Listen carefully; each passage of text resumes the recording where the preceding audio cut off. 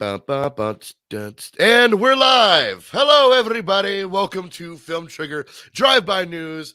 I am your host, Stevie Cade, and to my left, we have the man, the myth, the legend, the Ramon Noodle. And below us, we have. Oh, no, wait. We don't have. Ramon Noodle for real. Like, are we still going there with that Ramon Noodle? Wait, we're missing. still going. No, we're still going there with Ramon Noodle. That's just because that's like my nickname. Because you're so tasty.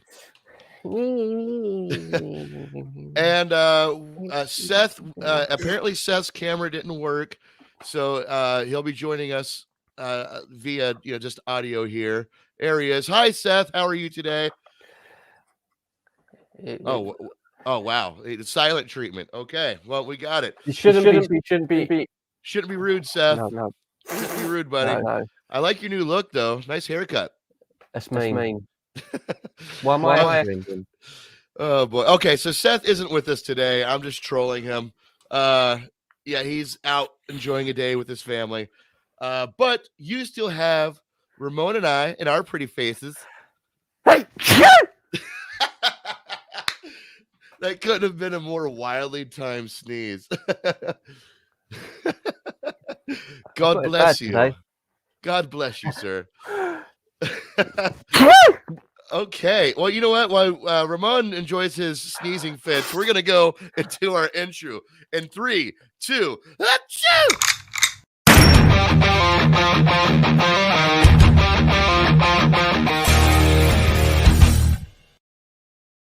There we are. Hello.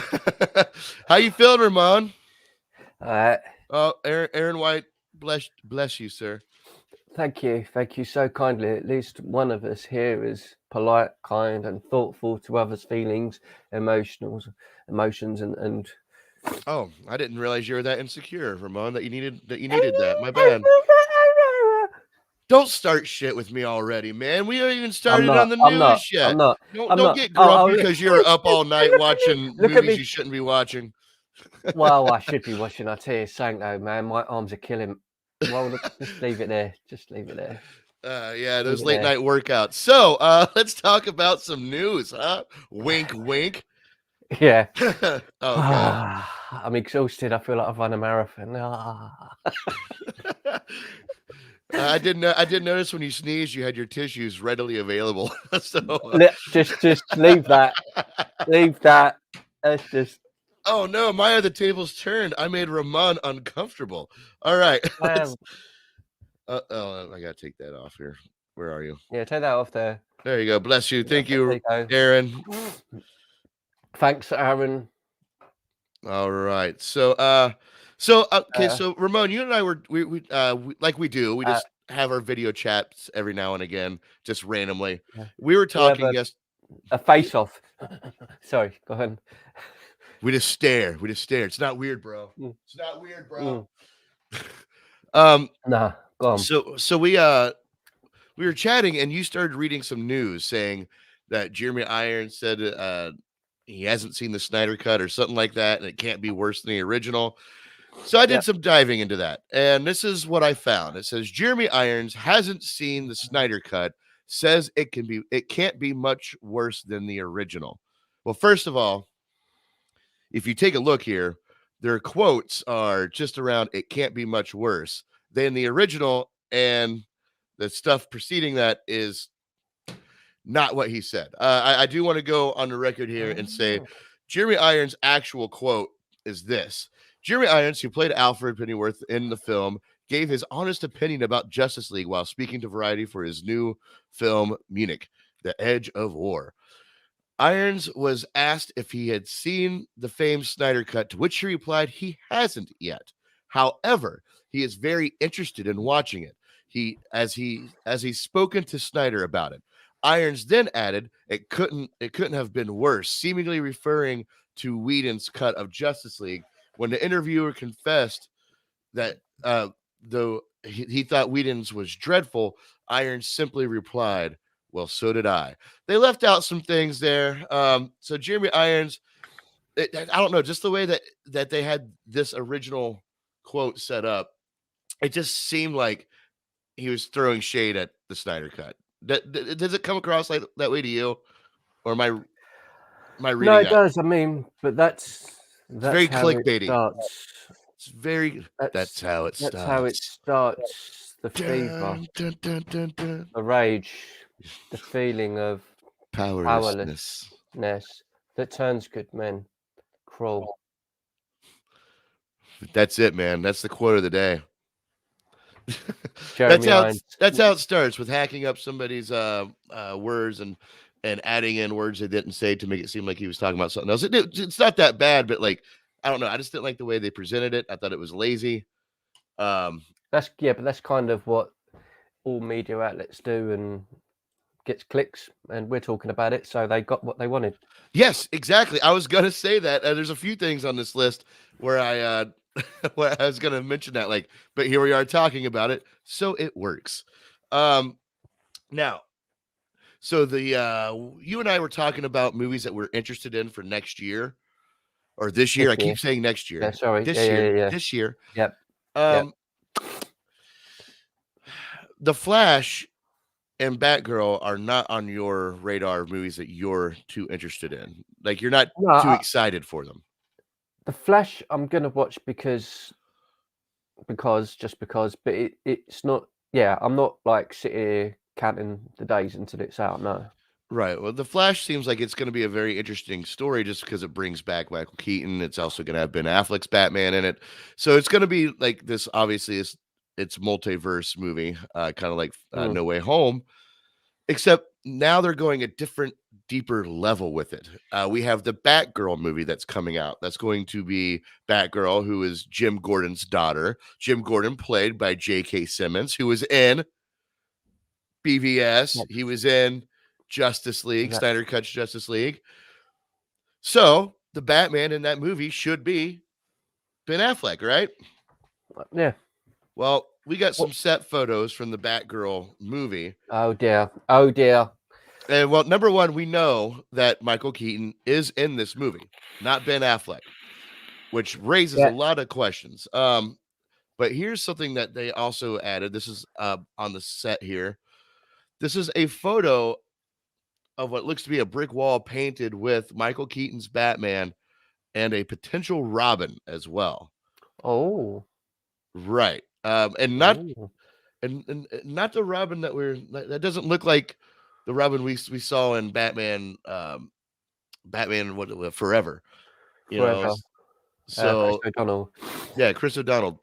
I liked old Chris O'Donnell. I don't think he was like an amazing actor, but I liked him. He was a cool. Oh no, he was a solid Robin. When I was younger, I really liked Batman Forever, and like I loved that Robin. Is Batman Forever Mr. Freeze? That's Batman and Robin. What's Batman Forever then?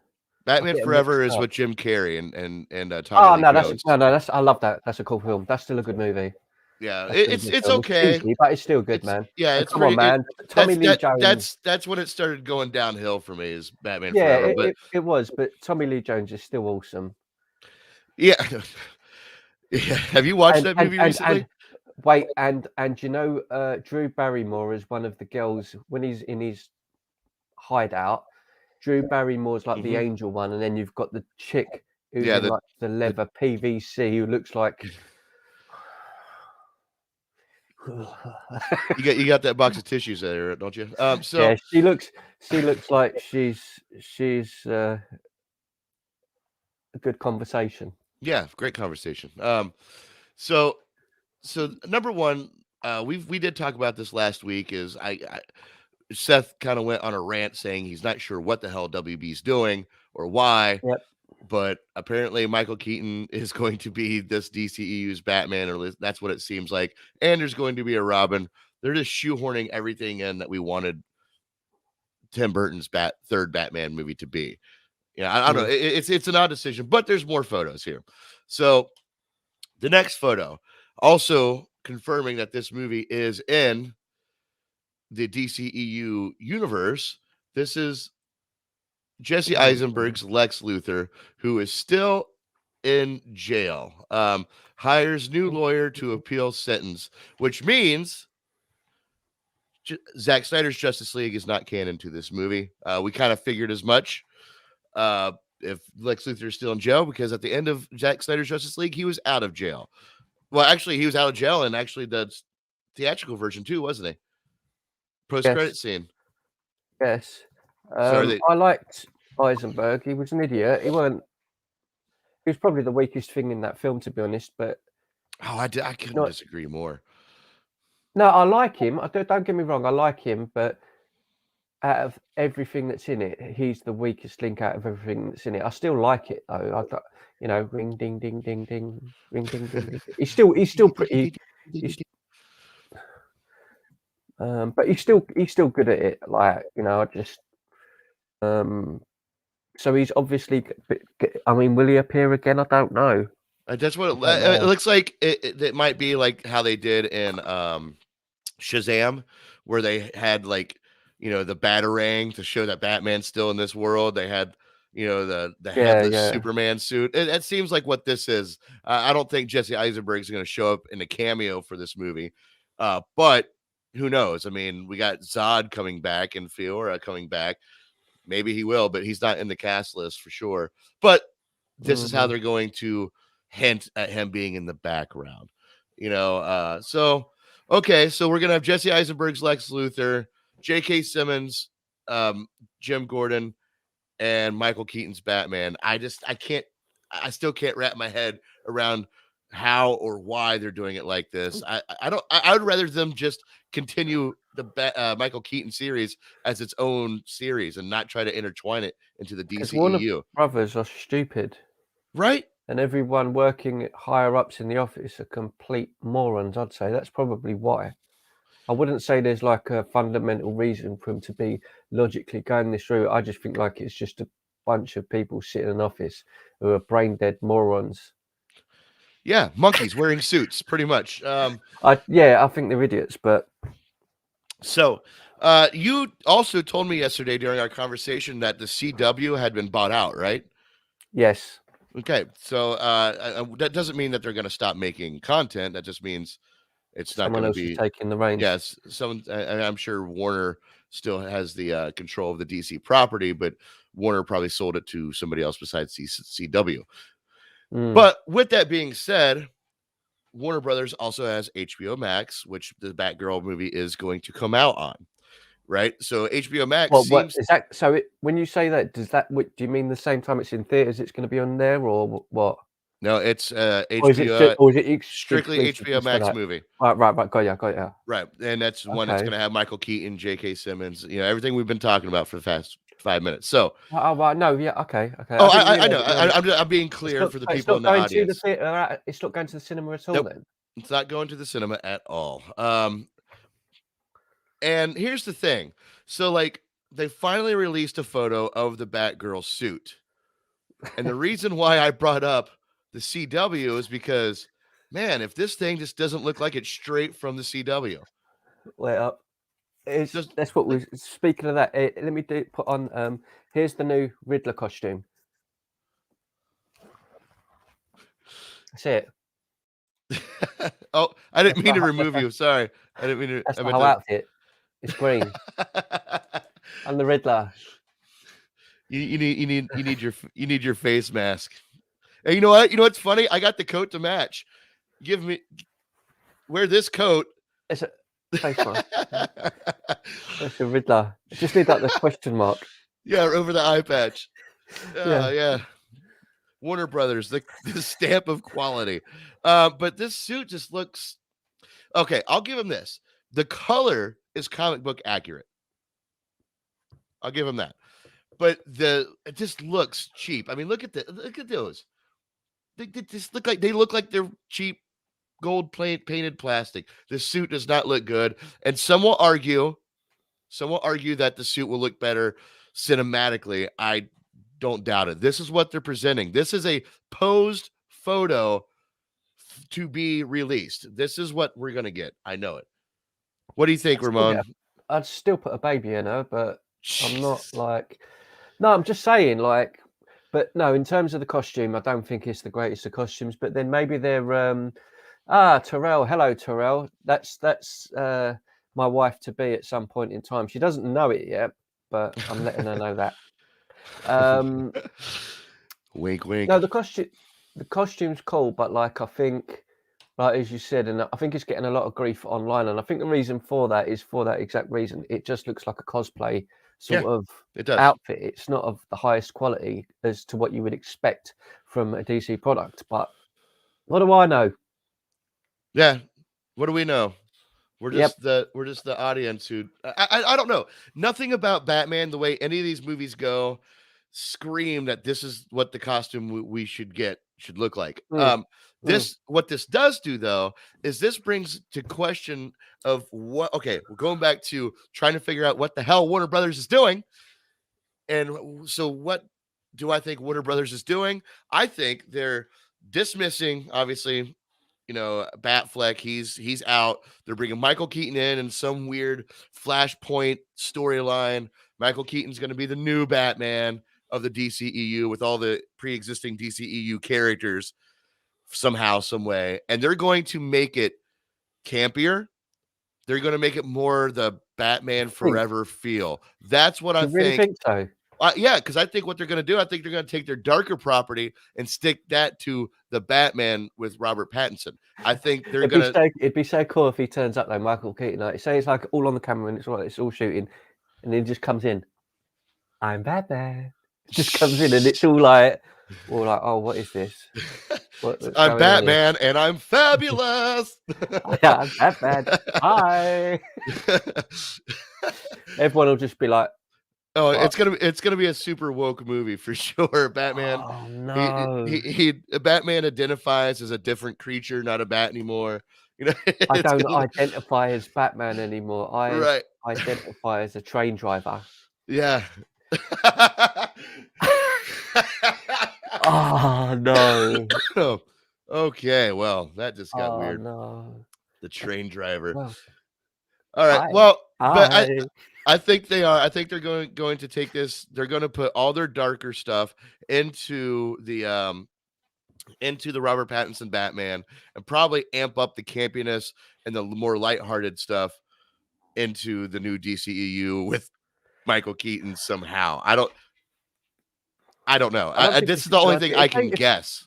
Does anybody out there in the audience have a theory of what Warner Brothers is doing? Because right now, I just feel like they're taking ideas and like they have idea balls and they're flinging them at the wall and seeing what sticks to the Velcro of their idea wall. And they're just coming up with random shit. You know what I mean? That's kind of the impression I get as well. I mean, I don't mind so much when you talk about the campier side of Batman, comic books and stuff like that. The Adam West original TV series of Batman, I still think in one way or another, I would still have that as probably my favorite ever portrayal of Batman, simply because it's the first one I know when I was a child growing up. It's like that was Batman, the pow and the back panel, that should be its own thing. That shouldn't be tacked on. That's what this is. This is that Batman. This is that. This is where that lives at. Yeah. So you shouldn't tack that on to the DCEU existing off the Snyderverse. No, it doesn't work as the same. It just is. Yeah, it's just not the same. It's not the same thing. It's obviously it's a different. Because I like even if they done a TV show like that again now, and had like a named actor playing Batman, and it was like a very, very campy, over the top, 30 minutes a week, silly kind of Batman show, I would enjoy watching something like that for what it is, like for that side of it, because it's fun, it's comic, hi, that kind of I'm Penguin, like it's silly but it's fun. In terms of what we've got so far, as you say, with the collection of movies from Snyder, it doesn't fit in any shape or form into that. It just doesn't work. So, and that makes me more concerned for the Flash movie of what they're going to do in the Flash movie to retcon whatever they're going to retcon and make whatever they're doing happen. Because right now it makes no sense. They'll definitely make it more light-hearted with comedy, because he was, even in the Justice League and the Snyder one, his portrayal of Barry Allen was still comical, like that. He added the comedy to the films. So I think with his own movie here, you're probably right. It's going to be a lot more light-hearted and a lot more. I don't know. Well, think about this. Sorry, Ramon. Go ahead. Like those things can work if done correctly. Like the Spider-Man movies are serious but have a lot of humor in them. Sometimes a little too much. Like in the last movie, I thought there was some jokes just didn't hit. It weren't the right time or place. Comedy does work and it can always work, but it depends how far you go with it. If they go like way over the top of it, it's just going to be like, it'll be a bit too much and it'll take away the emotional attachment to it, where you'll just be like, oh, this is silly. Like, I can't take this serious no more. Like, Right. so Well, we'll see what happens. and speaking of Spider-Man, like with Spider-Man No Way Home, like Yep.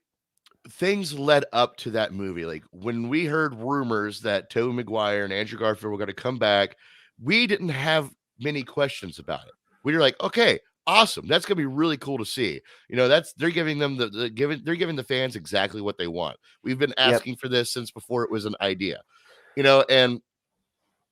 But with this Flash movie and the Batgirl movie, I cannot connect dots. I can't figure out how or why Michael Keaton makes it into the DCEU as our lead Batman, and this is our Batgirl with this cheap ass looking costume.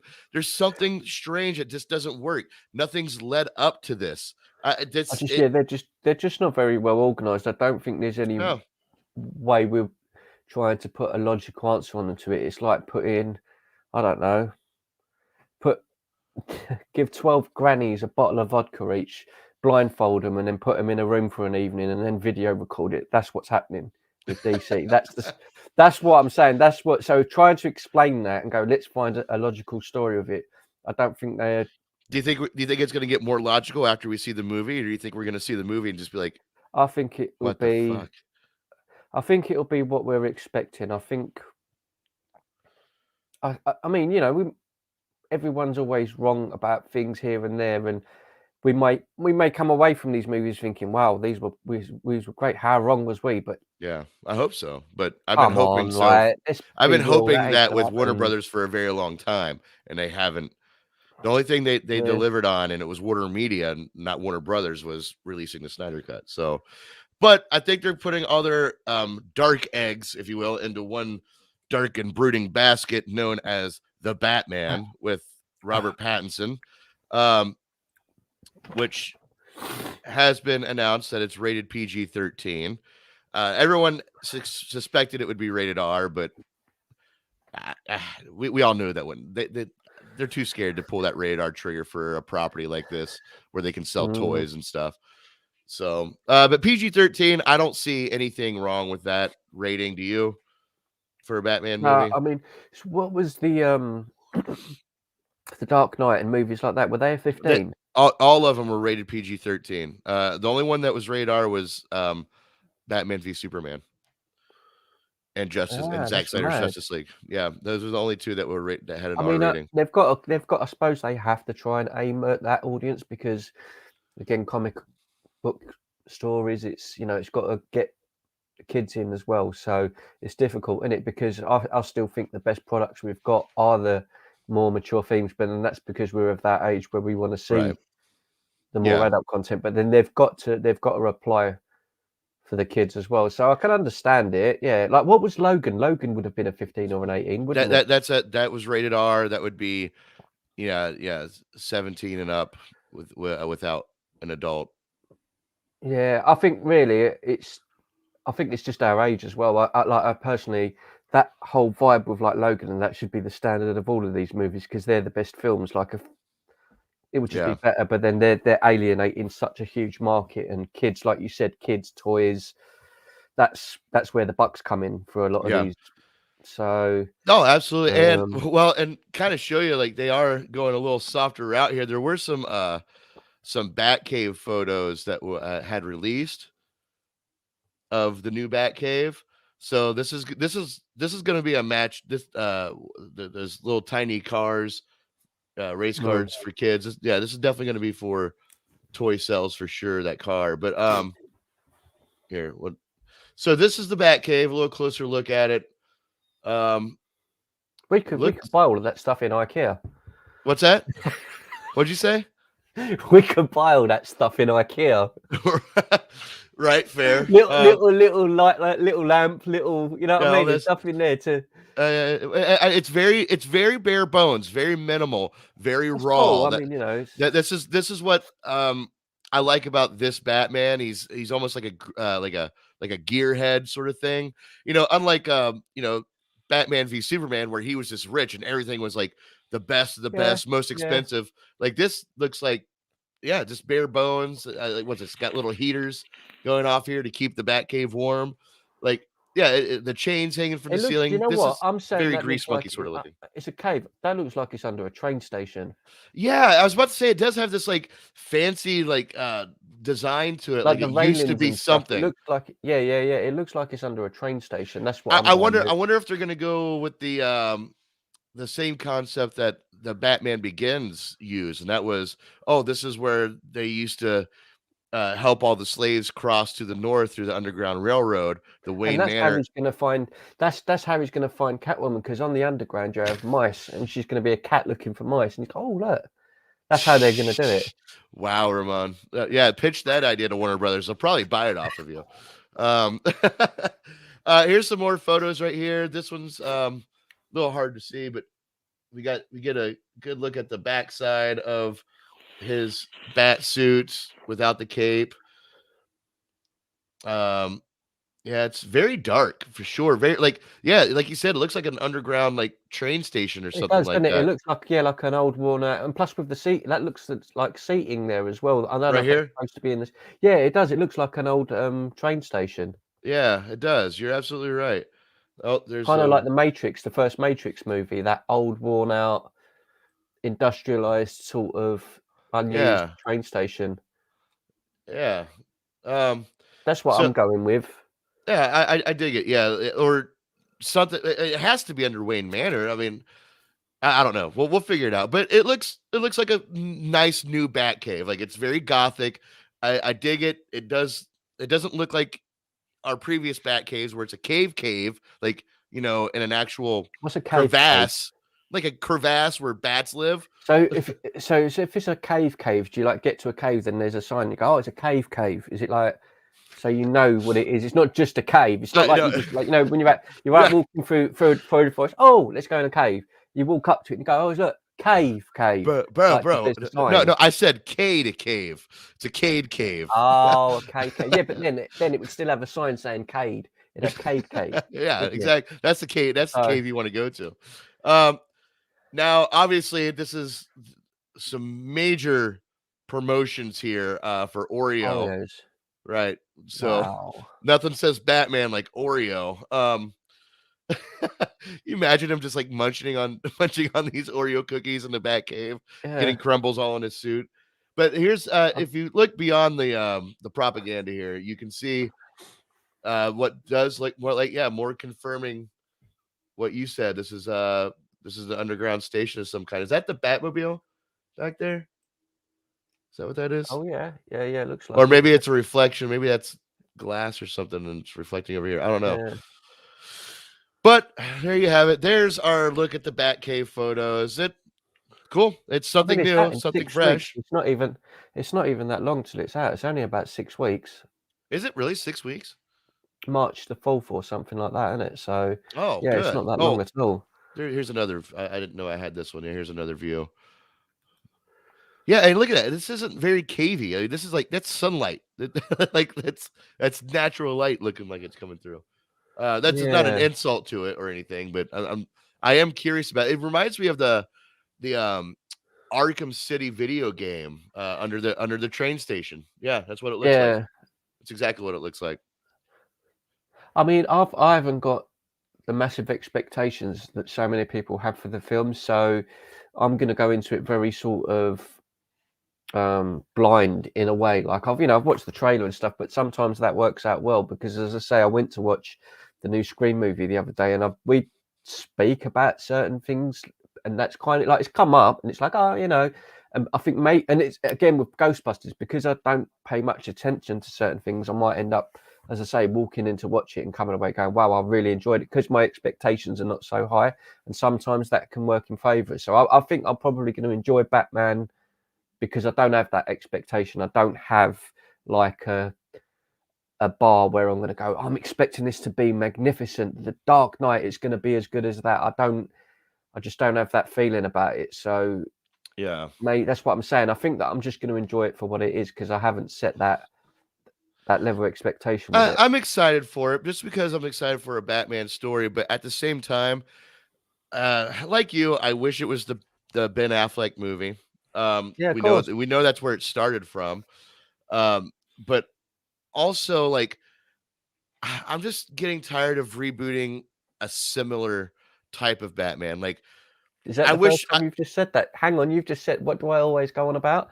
Remakes and reboots, and you've well, just yeah, but said, I don't mind different reiterations, but this seems like a regurgitated version of it. This seems like Ben Affleck without Ben Affleck. You know, like his yeah, it is, concept yeah. regurgitated into a reboot. That's That's what it what should come up at the beginning where it says the Batman. It says Ben Affleck's the Batman without Ben Affleck.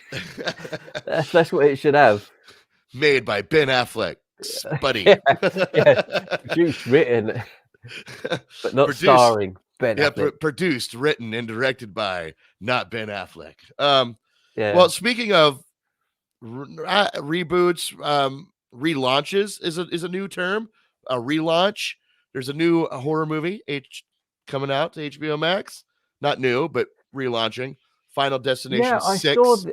a little something about this, but I've not actually like read anything. I've seen like the mention of it, but I don't know anything about what's happening or What I gather from the article I read is that they are this here is the director of No Way Home. He's not directing the movie, but he's producing the Final Destination relaunch, as they're calling it, which means it's not a reboot or a remake. They're continuing from the series, but they're gonna kind of just like, just breathe new life into it and bring it to HBO Max. How does that make you feel? Well, first of all, let me ask you, how do you feel personally. about the movie? How do you feel about Final Destination films? The first two, I think I'd go. I know this is. I wouldn't put it in the class of category of what we consider the greats, like your Friday the 13th, your Halloweens and stuff. But in terms of like, it was around the mid-90s that came out, so that was the same time as like I Know What You Did Last Summer and a few movies like that, and I'd class it as that era, Scream, that era of horror. I really like the first two movies. They're not. Yeah, they are good. They're a bit silly, but the concept and the idea of it is such a fantastic idea that you have avoided death and death is chasing you and you can never escape death. That's such a great concept for a horror movie but it just got a bit. They got a bit silly. The first two movies though are just great. I've seen the first two movies so many times. The second one, I thought, I've never forgotten. They're on the motorway, and I think that the tree log or something falls off. Do you remember? And it goes straight through the car. Oh my dude! Every God. time I see a semi truck carrying tree logs, like I'm the same. I immediately I just think get about past that it movie as fast as possible. Yeah, I Now, think about that movie, and what are your thoughts about it coming to HBO Max as opposed to a theatrical release? I'm not. I think it's difficult. I think if they've got a good budget, and it's the same with, like you said, I was surprised just now. Is it the Batgirl or Batwoman movie? Like, I'm a bit surprised it's not something that's going to the theater, because Final Destination can be remade or relaunched into a franchise that would sell for Halloween, like, because it's that sort of thing. So I'm a bit surprised. At the same time, we don't know how things are going to go. I think things with the pandemic, I think we're probably past the worst of it, but no one really knows how things are going to go. So maybe they're aiming budget wise for the movie to aim for that level of release, so they know what they're doing. And I'm not that fussed about it. I mean, I'll watch it and see what it's like. Do you think streaming could be a new home for horror movies? If that's the case, I'd be happy to say yes, because we were talking about this. I think it was on, was it last week or was it when we were just talking to each other? Where I said it was yesterday when we were talking to each other, and I sort of moaned, as I always do, about movies coming out each year, that we don't get the quality of film in general. Yeah, because I was saying yesterday when we was talking about separate years. You said like 1989, and it was like Batman, The Karate Kid 2. There was like 10 movies Oh, over that yeah. summer that everyone still Ghostbusters, watches yeah, now. like just Yeah, and I blockbuster said like summer. 1985 or something. Yeah, and I was like, right, Back to the Future, and it's just like 10 to 15 movies. Well, We yeah, have and probably it was also Halloween 5, Nightmare on Elm Street 5, and there was the third horror movie, Friday the there 13th was 8. Yeah, all, yeah, but all in the same year, and it's yeah, like we take for granted now, like kids today that are watching this, seeing movies, you would say Spiderman was massive for you last year.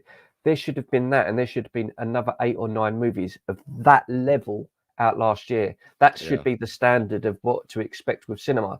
With horror movies, it's difficult because it is a select crowd that love horror movies. Like you, I love a good horror movie, but it doesn't get the same audience as your Spider-Mans. It doesn't get the right. same numbers as those. But if there was a way, like you just said, if there was a way that a streaming platform like HBO or Netflix do a few horror movies that I've enjoyed, if they could do that every year and say, we've got 5, 6, 7 horror movies that are going to be exclusive to those platforms, I'd be well up for it because I love the genre. So I'd welcome it. Like, to be honest with you, if it's got the budget and the Well, cast and crew behind it, that's I'd back it because I just want more.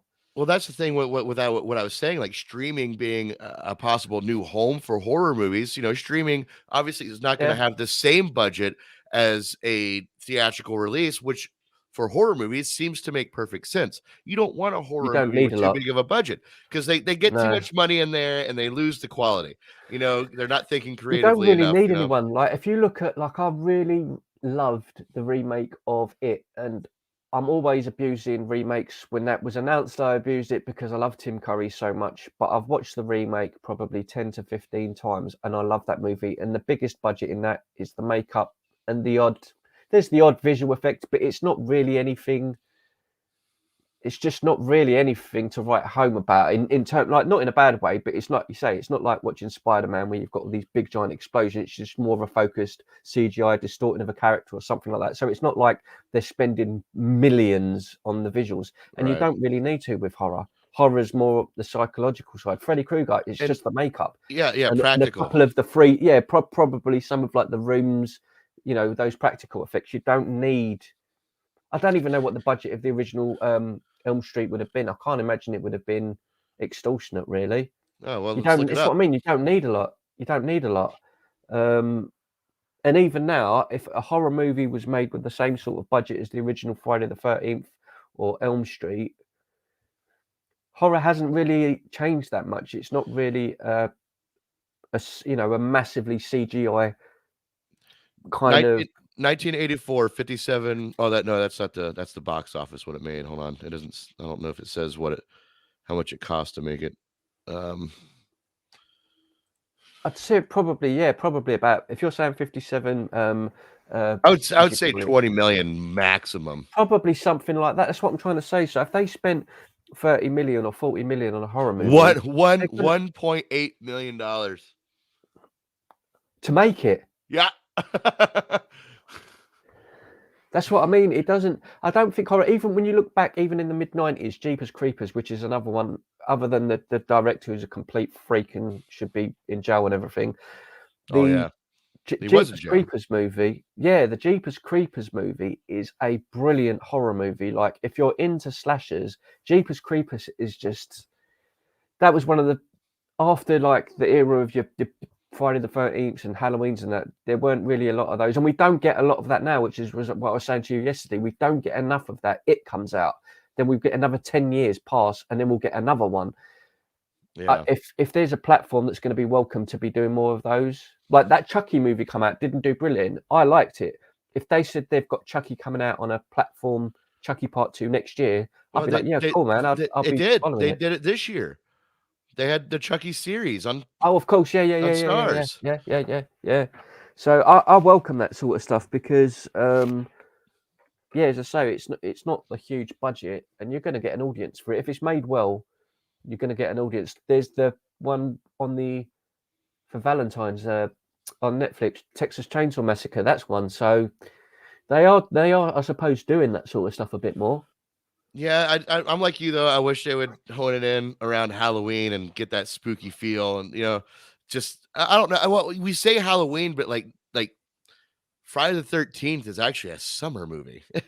Like that's one that it's a camping movie. It's when you go out. Yeah, yeah, You yeah. bring the projection screen and you watch on a sheet out by a lake somewhere, I love which them films. I love them films. which I happen to live by a lake and happen to have a projector. So Nice. come on, Ramon, let's watch some Friday the What we need 13th. to do now is advertise people, like we'll grow up a massive fan base on here and get loads of people to go camping. And the thing is, I'll dress up with a big machete, and then you just invite loads of people that you don't like, and then we'll just go on a massacre.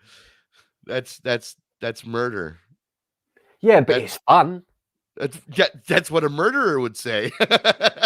Yeah. Okay, well, but before you incriminate yourself anymore, let's move forward here. I think there's a problem with that. I think you're right. That's against the law, isn't it? Here, yeah. I don't know how things are in your neck of the woods, but yeah, here people usually frown upon murdering others. Yeah, that's probably a bad idea. So, moving on to not murdery conversations, the Amazing Spider-Man writer reacts to recent praise. As we know by now, spoiler alert, Andrew Garfield has showed up in No Way Home. And ever since then, man, people have been dying, wanting, begging on the doors of Sony and Marvel. Give us the Amazing Spider-Man 3. Because I'm so happy this movie's getting the recognition it deserves, because I've always stood on this lonely island where the Amazing Spider-Man was my favorite movie. Yeah, I know. You don't have to be petty. All right, Ramon. I'm not. I'm just saying. No, but it's now it's starting to get the recognition it deserves, and the writer has chimed in. And this is what he says. He says, "So weirdly, I've written Spider-Man for Tobey and for Andrew Garfield. And I love what Tom Holland has done with it and what they've done with the MCU. So it was just fun to see that. I always said the best thing we ever did was cast Andrew, because I think he's such a phenomenal actor. And to see him getting the love right now and the accolades is just really special."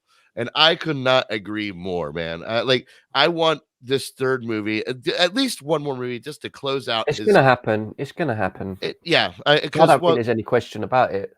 Well, right. Well, because Warner Brothers doesn't own the property, so yeah, they're gonna deliver what the fans want. There was a nice little dig there. That was a kind of a.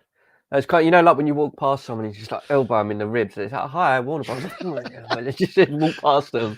Yeah, that's pretty much it, man. That's how I feel with Warner Brothers right now. Like I'm so done with their bullshit.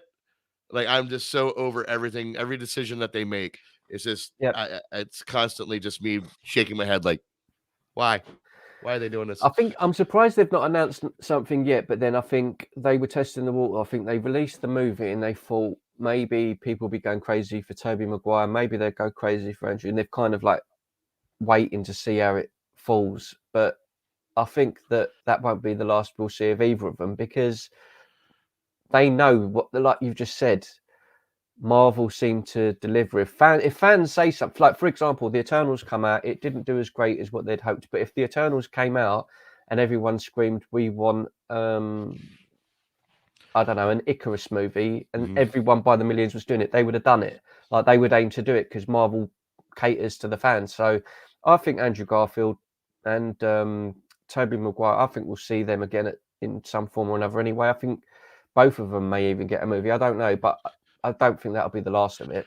Yeah, I don't know if they'll both get a movie, but I am fairly confident that Tobey Maguire will show up. They might do a team-up movie. Do you know what I'm saying? They might have Andrew Garfield in it and Maguire. I don't know, like, because they know people will go crazy for it. So yeah. Man, I'll tell you what though, if we do get another Andrew Garfield movie, I would love to see that first costume, that costume from the first Amazing Spider-Man to come back. I love that costume. It's so good. I know you do. You should buy one. No, buy one and dress up. I gotta lose a few more pounds before I get to that. No.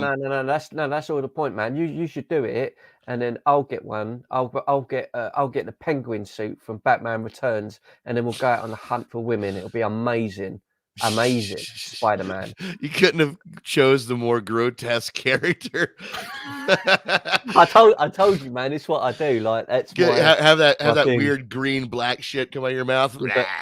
Hey girls, show my French flipper trick. Yeah, exactly. Okay, so speaking of Marvel, no, I won't.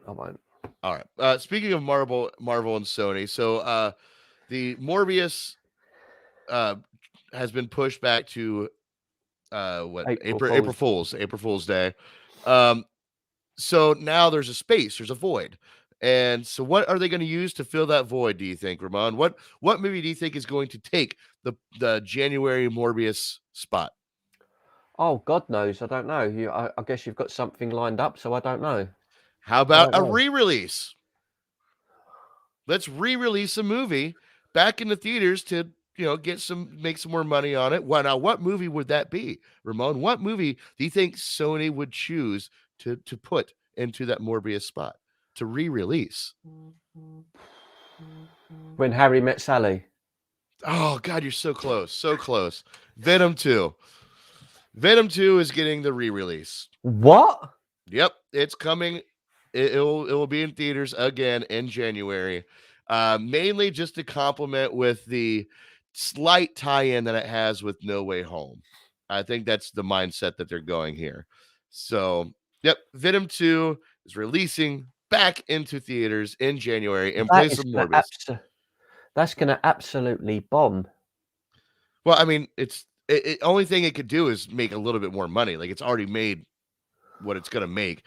It's not. They're not going to make less money. Like they're not going to lose money. No, but that just doesn't make just a bit strange. It is a little strange. I do understand the slight connective tissue that they're using to put this movie back in theaters to cover, number one, the Morbius spot that they had for a long time, but also again, it's tie-in with Spider-Man No Way Home because the post-credit scene tie-in that those two movies have, which is kind of weak, but whatever. So there you have it. There's there's that amazing news. Now this is something that I'm really excited about. You're a Hugh Jackman fan, right? Yeah, of course. That's not sarcasm. Yeah, no. Yeah, of course. Real Steel series coming to Disney Plus. With him? I don't know. I read the thing. I could not tell if he was going to be in it. I would probably say not. I would say this he wouldn't be in it. No, that's gonna be like a Drake and Josh kind of show. Oh, you think so? Yeah, I don't remember the movie. I remember I watched it and I thought it was okay. I don't remember it being anything particularly bad, but I don't really remember it. I know I watched it. It was a very good movie, especially if you have kids like me. Like when I watched it, yeah. I cried like a little girl with skin knees. I can't remember what the heck happened. Well, okay, so right here, let me hold on. All right, so this is his son, and that's the dad. Yeah. They don't really know each other. The dad has kind of been he's an ex-boxer down on his luck, and now they live in a world where he fights robots against robots, right? So the kid, he wants the kid signed out of his life completely. Like he's giving up all power to his kid, to the mom. Like he doesn't want anything to do with it, but for some reason, somehow he has to spend the summer with them before that happens. And the whole movie is just a very heartfelt movie about them growing connection with each other while using the worst robot they could find. They found it in a trash heap, and they turned this robot together into the most powerful winning robot. It's a good movie. It's a solid movie. That's what I mean. It's one of those. I didn't rush out to see it, but I remember when it was on. I remember watching. I thought, oh yeah, I might as well. I like Jackman. I thought, cool, I'll watch it. Once I start watching it, it'll all fall back into place again. But I don't recall coming away thinking, oh, I hated that. I just thought it was a good film. I just have to watch again, I think. Yeah. So, well, either way, they're going to put it as a series on the Disney Plus now, which is fine. Now, something I really, really enjoy about Real Steel is I am a huge Twilight Zone fan. I was going to say Twilight. No, Twilight Zone fan. I'm a huge Twilight fan. I'm telling you, when he's like glistening with the sun. Do you know what? I'm going to admit something. I've watched them a lot, you know. Oh, so Terrell, I've watched this. Do you like Real Steel, Terrell? Do you like it? Yeah, I like it. Oh, wink, wink. I don't know. Do you really know Terrell, Ramon? Because you got a smirk on your face. Yeah, no. All right. No, I really do. I really do. She's hot. She's the budding romance on a live stream with a couple of 40-year-old nerds. All right. So but okay, so what Twilight was good, man. So, I'm not even joking though. I've seen all the Twilight movies about 3 times. Honestly, well, what about the original TV series? Oh, she says you're shy, by the way. Oh, he's blushing. Oh, he's gone. I'm getting a drink. I've lost something. My camera's not working. My camera's not working. Oh boy. My camera's not working. All right. So what I was going to say about Twilight Zone and the Real Steel is actually Real Steel is based off a Twilight Zone episode. If you ever saw this, boom. No, I didn't know that. Yeah, this was the original. Well, doesn't he? Yeah, he's a robot. See, Ah. that's what robots look like in the 60s. Yeah, so yeah, he's a robot, and what it's a little different story than what Real Steel is, but I just really love the concept of Real Steel being based off of this Twilight Zone episode. I'm a huge Twilight Zone fan, so so if anyone ever like Twilight Zone is no longer on Netflix. I don't know what it's on now. I think Peacock or something like that. Go find this episode, watch it. It's a really good episode, and that's what Real Steel is based off of. So yeah, but Real Steel is coming to Disney Plus so as a series. Now you asked, will Hugh Jackman come back into the series? And like it's one of those things, you know, like, oh, are they gonna Disney Plus Hugh Jackman? But other stars have come into the Disney Plus series realm, like Hocus Pocus, prime example. You know, a popular movie that's bringing back big stars. Another one that is coming through. Oh, as soon as I find the photo, where'd my photo go? I don't know. Did you eat it? No, this photo, I swear to God, man, like it. I was having trouble with it all day yesterday. Like it would not. Okay, I don't have the photo, so I'm just going to bring up the thing. Tim Allen is returning for the Santa Claus on Disney Plus as a series. So they're bringing Tim Allen into this. No. Yeah, man.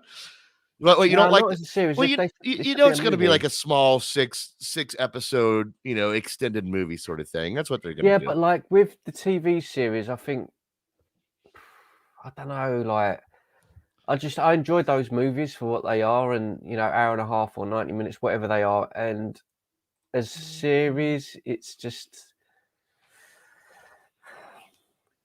like you said. I think it's just to drag it out. You know, it's just to drag it out. I don't know. I'll watch it, but the way that was put to me, like I thought it was going to be a movie, so I was more excited for a film.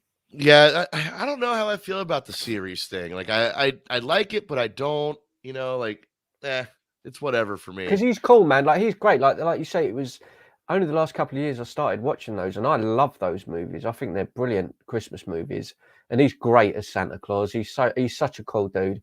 But yeah, series wise, you know, I don't know. I think a series is a good idea, especially for a movie or for a franchise that has exhausted itself, like the Santa Claus. You know, I think a series is a good way to like, okay, we're gonna close this with a nice 6-week thing that we're gonna release, you know, right after Thanksgiving, leading up to Christmas. It will bring people back to Disney Plus. I think that's the whole point of this series thing, and I think that will work. I think that will work. So now, could you imagine? Like they did that with Chucky. They did the series of Chucky. You know, this past year it was a TV series and on Stars, and it seemed to do pretty well. Unfortunately I didn't have Stars, so I wasn't able to see it, but I think that was probably I mean, I didn't see it because of that reason, and I think if it was on these, like this or Prime Video, HBO, or Disney, then yeah, 100%. I think they would have been more successful. So yeah, you're right. I mean, from a business standpoint, for Disney, it's not going to lose, is it? It's going to get people. I mean, I'm like you've just, even though it's a series and I'm not interested remotely in a series, I'd still watch it because I like Tim Allen and I've got Disney, so I'm going to watch it because of I like everything about it. But I just would have preferred it as a movie. That's all. So you would have preferred, like you're saying, if they came out next year and they said, Santa Claus 4, the return of whatever, you would have went to theaters and watched that. Yeah, of course, bruv. He's a legend. That's like having Elf Part 3 and he's going to sing in the shower again and the girl's going to get out. He's going to run into the wall again, or Bad Santa 3. Of course, I'm going to go and watch it. Okay. All right. I'm a big child. Fair enough, man. I like the first Santa Claus movie. I just didn't like the rest of them. Sorry. Is that the best thing? Is that the best impression you can do of me? Yeah, that's how you sound when you get like. That's what you do. Well, the next thing. That's what you do. Yeah, that's what you do. All right. Well, how about this, man? So, what do you think about iconic houses? Like a Christmas Story. Oh, you haven't seen A Christmas Story. Not seen it. No, there's quite a few of them. That's one thing I've got to say that you pointed out to me over Christmas, because I've had the YouTube channel running since March. It'll be a year in March. I've realised from speaking to you and Seth how many big Christmas movies I haven't seen. I've seen It's a Wonderful Life, the casual ones, your Home Alone ones, the ones that everyone has seen. But there's so many. You said A Christmas Story, House on 34th, no, Miracle on 34th. Miracle so on 34th many of them. I've not said there's so many. I only watched that other one, that Chevy Chase one, because of you. Christmas Vacation, which I really enjoyed. Well, this is not Christmas, what I'm about to bring up, but if you were to think of any movie that you've seen and like a house in that movie that you would want to go visit or buy, what house would you want to do that with? Laurie Strode's house. Or really? The Nightmare on Elm Street. Yeah, the Nightmare on Elm Street, Freddy Krueger's house, Nightmare on Elm Street house, or the cabin in. Yeah, there it is. So beautiful, isn't it? It just sold for a hair under $3 million, which I hate it when they do this, and I think this is what they did with this house. Is the inside of the house is not what you see in the movie, just the outside of it. Well, it was, but it was all of those years ago as well. It's been, or is it a completely different interior? I think it's a completely different interior. I think it's not like the interior that we saw in the movies was not what we the same house. Oh, it was just okay, right, but yeah, it's an icon. It's an icon. Yeah, you're right. That's an iconic house, and it's a bit of a side thing, but kind of links to what we're watching here on the screen. For people that are watching this, if you're into this sort of thing with movie like memorabilia, locations and stuff like that, I can't remember the name of the couple, but there's a couple on YouTube over in the United States that travel to all of these places, like especially horror movies. So like if you like The Lost Boys, Halloween, anything, you name it, they go to all the locations, the film locations, and that they've probably done that one, I would have expected. But they went to the Laurie Strode house as well, and the house that was in Silence of the Lambs, where Buffalo Bill lives. Oh, really? Nice. Bro, it's so creepy. I know it's just a film, but it's seeing the door and them going in and basement, it's creepy.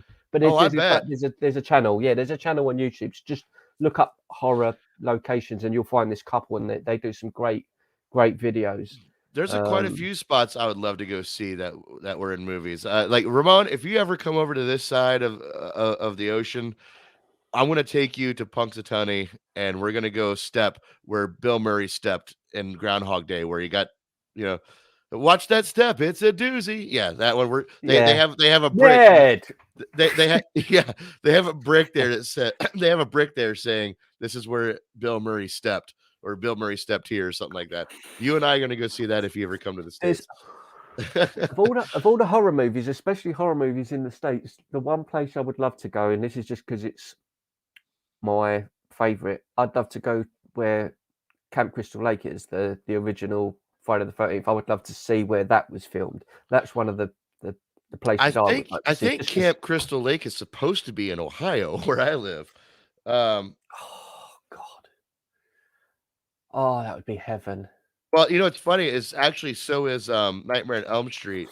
It's supposed to be, in Ohio too, but when they shot the first movie, they shot it in California, but it's supposed to be in Ohio, but in the background, if you see, there's palm trees because they weren't paying that close attention. Ah, Camp Crystal Lake, there's a map here. it's Yeah, just there's amazing. there's 2 of them in Ohio. I think. Do you know what it is? I think it's. I'm like it with like real, not fictional TV and film locations. I'm talking, like to see ruins. Go to Athens or go to Greece and see history and stuff like that. But I feel the same way as well with a lot of iconic film because it's just special. Like I find it special. Like if you to see the house that was, I don't know, Gremlins or the original Laurie Strode house from Halloween. Like they're iconic parts of my life growing up. It's just I care about that stuff, and I think it's amazing that a lot of those, a lot of them get demolished and that, but there is still quite a lot of those iconic places. Oh yeah, what I wouldn't give taken care of. to go to this house and like just Oh, be at that front. I wish that front door was still red, but yeah, like what I yeah, wouldn't give yeah. to go to that Nightmare on Elm Street house, man. I would love it, dude. That shingled roof that extends down halfway through. Oh my goodness, I would absolutely I still be love on cloud nine with it. first movie. I've seen so many times. Yes. So many times. And as a kid, it weren't one of my favourites growing up. It was because I was a Jason Voorhees fanatic. But as I've got older, Nightmare on Elm Street has kind of pushed its way to the front of my favourite, like that slasher kind of. Yeah. That and Which Halloween. one's I love them all. Which one's your favorite? The first one, second or third or fourth? What, Nightmare on Elm Street? Yeah. The first one. Really? I think Dream Warriors is up there. I know a lot of people love Dream Warriors, but I think I love the first one so much because it just I can't fault anything in them. Every movie you watch, a horror movie, there's always something in you go, I'm not keen on this or I don't like. There's nothing in that movie that I don't like. Like even the opening credits, where the glove comes out for the first time. Everything about it I love. I just love the movie. Yeah, and the score Depp, scene with Johnny Depp. Oh mate. Yeah, the score is love the film. Absolutely amazing. Yeah, it is. It's a fantastic film.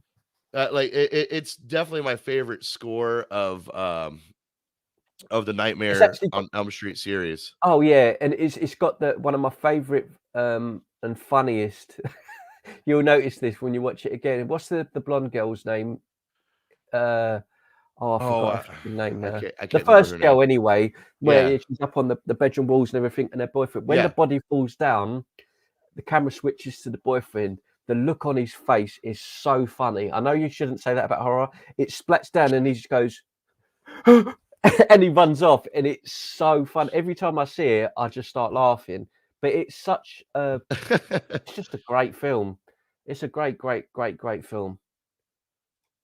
Well, I love that. Even though I know we're going off track here a little bit, but even though Nightmare on Elm Street 1, I think, has the best score, when it comes to my favorite, it really depends on which one I'm watching. If I'm watching Nightmare on Elm Street Dream Warriors, that's my favorite. If I'm watching the first one, then that's my favorite. It really depends on which one I'm watching. But I can understand and respect that Dream Warriors is considered probably by a majority of fans would probably one of the best because it's such a great movie. Is Dream Warriors the one with the kid with the cartoon in the comics and he comes out? No, that's no. Dream Warriors is the one with in the hospital. No. Yeah, the puppeteer. Yeah, that's the one I mean. Yeah, that is amazing. That film. Yeah, that's what I mean. They're all and even though I like the Nightmare on Elm Street 1 score better, there's one thing that only Dream Warriors provided us. You know what that is? 1, 2 Freddy's Come Fuse, isn't it?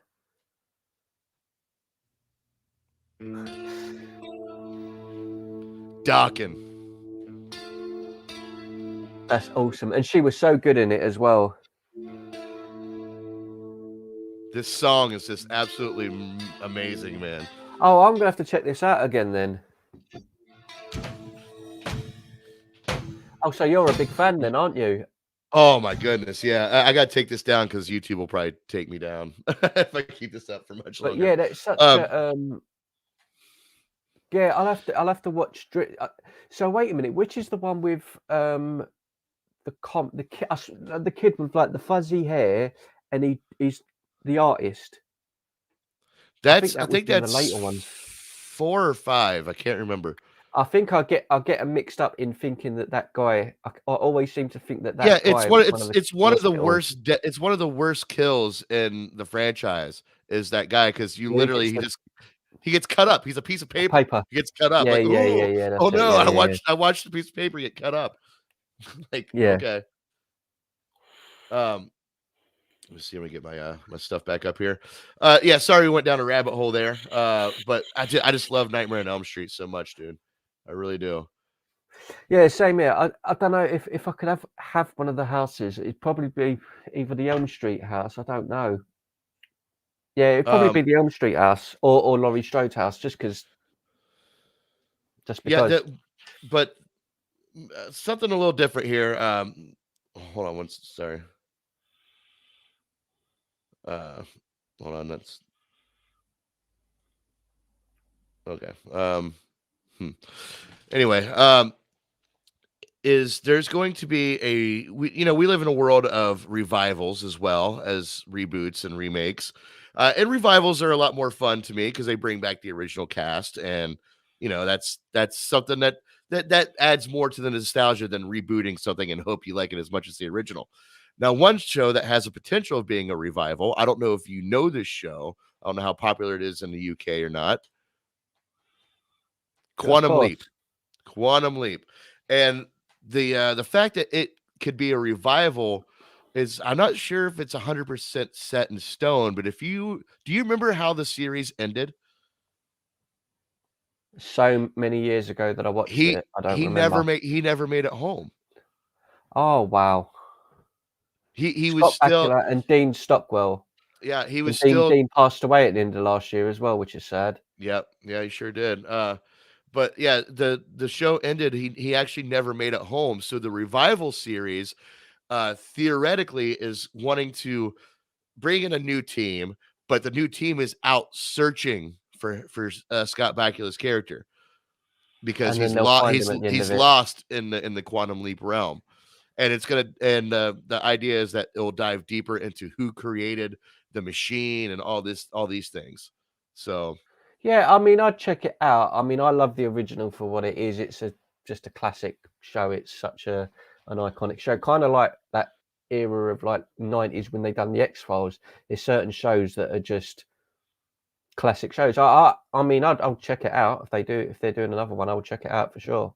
yeah, I would like to see that happen. It was such a fun and quirky show, very creative, and they could definitely go back into history. Like when that show came out, they dove back into the nostalgia history for like my parents. They'd go back to the Marilyn Monroe days and stuff Yeah, that yeah, my yeah, yeah, parents yeah, yeah. you grew up with. Now they can do that with us. Like imagine if they go back and he stops Kurt Cobain from shooting himself.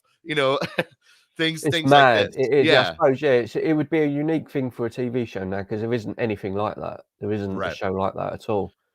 Exactly. And speaking of like the nostalgia thing as well, like revival and stuff, because I know we're not going to cover it too much. I was just say for anyone that's watching, if you're wondering if you need to see the new Scream movie, I'd say watch the very first movie. If you've never seen any of them, watch the very first Scream movie and then go and watch the new one. I see it on Friday. I wasn't expecting a lot of it. I just went to see it because I had to do a review for my channel and I really loved it. So if you like horror movies, slasher movies, watch the first Scream movie, go and watch the new one. It's good. It's good fun. Give it an 8 out of 10, but go and check it out. Sorry. Oh no, you're fine, dude. It's just what it's yes, it's well worth checking I out. wasn't excited to see it until I saw your review for it, and then Yeah, now I'm a little bit more interested. Another thing that you saw that you weren't expecting too much out of, but you were also pleasantly surprised. PeaceMaker, I thought he give was gonna peace say a fucking Ghostbusters as chance. well. Oh no, Yeah, no, well, that's another one. yeah, another That one is you just another one watched, though. Ghostbusters. Yeah, Ghostbusters Afterlife that got quite a lot of stick online. And yeah, again, I really enjoyed it. But yeah, sorry, Peacemaker was didn't expect a lot of it. We said last week we was kind of, yeah, we'll watch it, but I yeah. I, It was a I lot of really fun. enjoyed myself. I Yeah, really it's enjoyed myself. they sold me like in the first few minutes when like he's they made a joke about Aquaman, and it was just I'm not going to give it away because it's still a fresh show. So please go watch it. It's Yep. streaming on HBO Max now. But if you liked John Cena's character in the Suicide Squad movie that came out in August, you're going to love it's just more of that. They really hone in on that and that dive deeper into what made this man the peacemaker, you know, the man who will do Yeah. anything for world peace. So even he'll even remove women and children, anything, yep, any circumstances. Like, but then you get again, we're kind of getting to see, like you say, a bit more about the character behind that, why he is right. the way he is. So I enjoyed it, as I say. Like I was expecting a disaster. I'll be honest with you. I thought this is going to be bad. I didn't like him in the Suicide Squad, his character, for what he done in the movie with Rick Flag. I hated him. But he's a good character, but I hated him. I thought he was an awful person. So watching this, I just thought I'm going to hate this guy.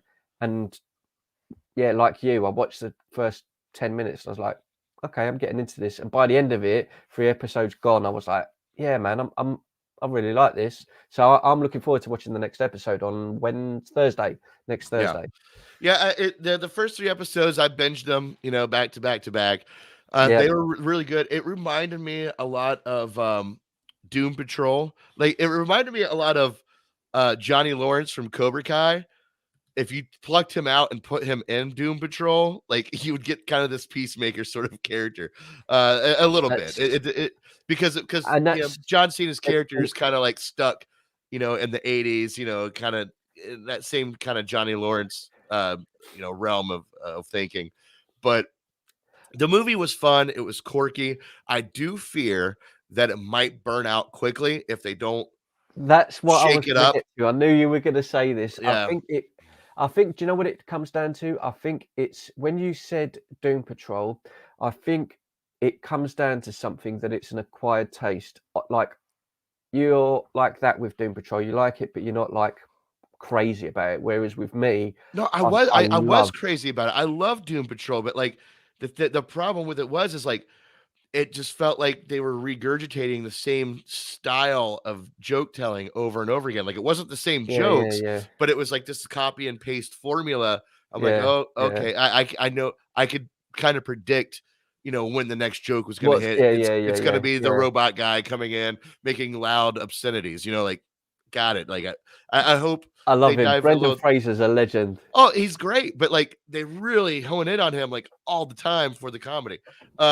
Yeah. So like that's my only gripe with it, and that's not that hasn't been proven yet. That's just my thought that this show has the potential to burn out pretty quickly, but I could be wrong. Hopefully, I am. Check it out on HBO Max. I do recommend the first 3 episodes. One thing that's curious, since you said that, right? One thing that's curious is where does this go? Because, like you say, Warner and DC are completely up in the air. There's no rumors, as I know. Maybe they'll do another Suicide Squad and he'll be part of a movie. I guess there were rumors James Gunn was going to do another one. So, because I wouldn't, like you said, I really like this, but I wouldn't want this to be a thing where this is 4 seasons of PeaceMaker. I don't really want that. If they did this and then done a movie, cool, I'd be all right with that. Or maybe 2 seasons of this. But I don't, like you say, maybe I wouldn't really want 3 or 4 seasons of PeaceMaker. Maybe like the 1 or 2, like just the gimmick, the fun, and then get back to doing a movie. And yeah, but I enjoyed it, as I say, a lot more than I thought. And yeah, I'm looking forward to they are one. doing season 2. James Gunn is actually something I was gonna put on the drive-by news here, but it made the cutting room floor. So it's funny you brought it up. James Gunn is actually after Guardians of the Galaxy 3 and the Christmas special of Guardians of the Galaxy that they're going to film. Yes. He is wanting to back off of making movies for a little while, but he still wants to produce Peacemaker 2. Like Peacemaker 2 is going to be like the project he's still going to be slightly involved with, but he's just, you know, not going to get too involved. But yeah, James Gunn is wanting to back off, but he did mention Peacemaker 2, season 2. I think they're onto what he wants. I think even though I wasn't a huge fan of the Suicide Squad as a movie, I think they're onto something there where if for example, rather than I'll kind of mention that I was I think Marvel are kind of overdoing it with having like 50 different TV series and stuff. I thought it was overkill. That's just how I feel. I think doing a movie like The Suicide Squad comes out, 6 months to a year later, a TV series comes out with PeaceMaker. Then a year or two later is The Suicide Squad 2. And then it might jump off and make another series. It could be The Polka Dot Man, or it could be a series about someone else. Like, I would be down for that, because it would keep it fresh. It would always keep it fresh. Like, I would love to have seen one with the Ratcatcher. I loved her, absolutely loved her in The Suicide Squad, or Bloodsport, or whoever. Yeah. But doing like one season, like a spin-off thing, like a filler in between, like what's this person doing now, or what happened to them, then go back to the Suicide Squad side. Like PeaceMaker might die in the next movie, and then they can do another TV series about someone else, and then that moves into the next movie. I think that's a cool thing to tie it over. Yeah, that's a great prospect for especially the way that, you know, the Suicide Squad has worked. You have this team of nobodies that you never heard of before, and now you get a piqued interest, and now you get to dive deeper into the more interesting ones. I will say, with that being said, I'm still waiting for Weasel to show up somewhere. I want Weasel back. He's my guy. Oh, mate, I would be so happy. That would make this show better than all of the Marvel TV series. If Weasel just walks in for 2 seconds, I will be like, this is the greatest show ever made. Could you imagine Weasel chasing around Eagly? Wow. Chasing Eagly around. I hope Eagly comes in and becomes part of, because that's another thing I mentioned yesterday about the dog that was in Hawkeye. Like, it was used in all the promo, it was used in everything to make it, is the dog that the little girl finds, and it's one-eyed dog and everything else. And I'm thinking, right, they're going to use the dog to be part of something, and it's just there and then nothing. So I hope Eagly in this is used, even if it's just like one episode where he comes down and flies and does something, just something to go, that's why he's taking the bird with him. Like, and I think he will. I love. Yeah, it's such a stupid idea for a show that it's good. Yeah, that's the only way I can. Yeah, that is a good point. I didn't really think about the fact that Eagly hasn't really done anything yet. No, he hasn't. No, he brought back a mouse or a gerbil or something. Yeah, a ferret or something like that. Yeah, and I was just like, awesome. Okay, I was like, okay, cool. That was about it. Yeah, interesting. But yeah, PeaceMaker. I'm a big fan of the show so far. I hope it keeps my interest. But yeah, definitely looking forward to it. With that being said, Ramon, is there anything else that you wanted? Oh, wait, hold on.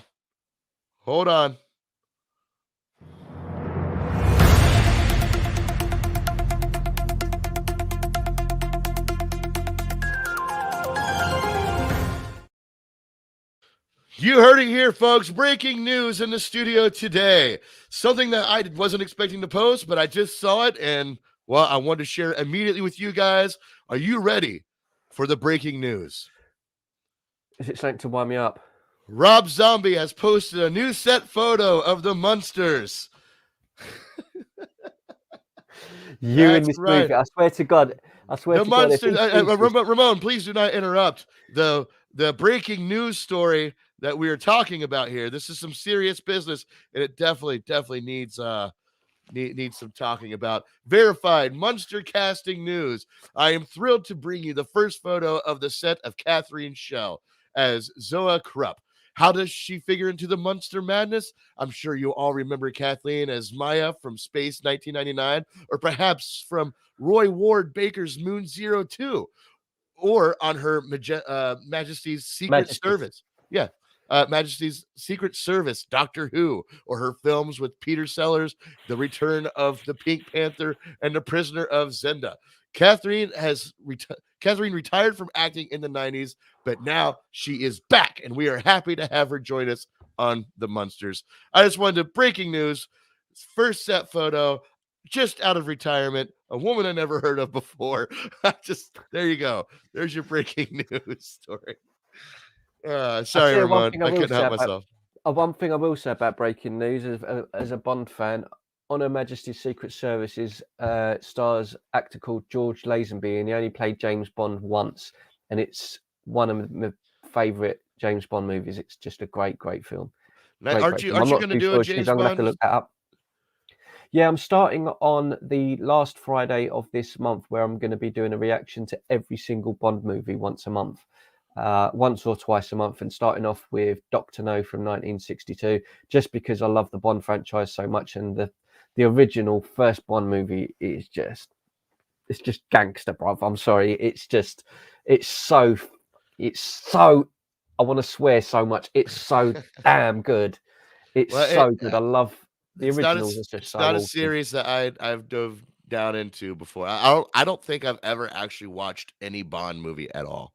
Not a single one. Do you like Mission Impossible? Meh. That's what I'm saying. If you don't like them, you won't like Bond, because to me, Mission Impossible is like it's the American equivalent. And I love Mission Impossible, so it's what I'm saying. It's that same sort of thing. It's the good guy, the gadgets, the agency. Are we going to get the bad? It's that same sort of vibe. But I love it. I absolutely love it. Bond is just the nuts, bruv. The intro to the first film is so good. It's so good. Son of a bitch. Sorry. Sorry, Facebook blocked our live stream. Well, this is what'll happen. It will probably be the thingy you played just now. Yep. Yeah, the 10 seconds of audio that I played. God. See, yeah. And you have to be a rebel, don't you? I'll beat the system, eh? I'll beat the system. Asswipes. That's Doc, and are they're running out of money, so they're just desperate. So they're coming after you. Yeah. Come get it, Dockin. Anyway, with that being said, guys, I'm going to end this episode a little early. I have something that I need to take care of that just popped up. But Ramon, I appreciate you joining me this week. Will you tell everybody where to find your channel, Hit or Miss TV? Well, it's actually youtube.com/Hit or Miss TV. This week on the channel, Wednesdays, we have the Book of Boba Fett, which I nearly swore then because I abused it last week. Then on Thursday, we're covering PeaceMaker, and what's the other one? The Witcher. And on Friday next week, we've got Cobra Kai. All right, there you have it. You certainly turned on your promo voice for that one. Did I? Yeah, you did. Like you I saw a switch turn on. Like, we tell everybody where to go, and like, oh yeah, sure, I can. This week on Hit or Miss TV. So this week on the channel, Hit or Miss TV /hitormisstv.com. You can catch us on a Wednesday watching the Book of Boba Fett, followed by Naked Bunny Rabbits.